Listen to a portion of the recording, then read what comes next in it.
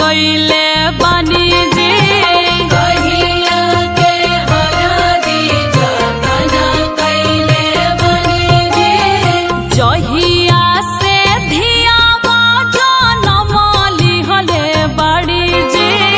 जहिया से धियावा जनम लिहले बड़ी जी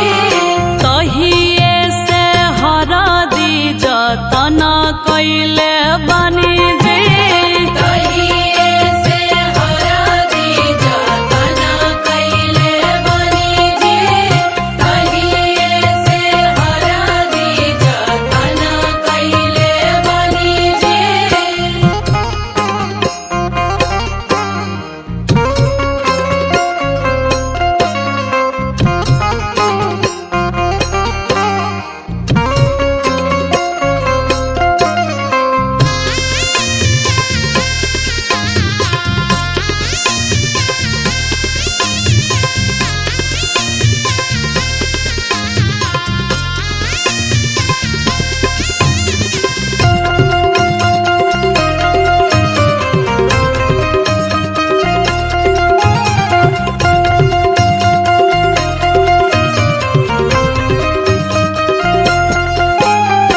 चाचा हो कवन चाचा धन रौरा बानी जी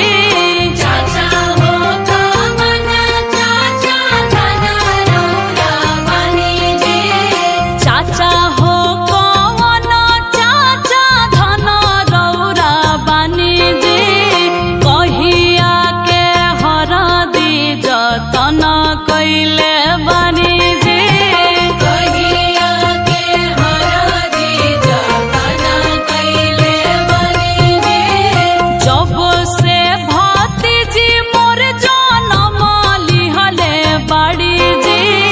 जब से भतीजी मोर जनम लिहले बड़ी जी तहिए से हरदी जतन कैले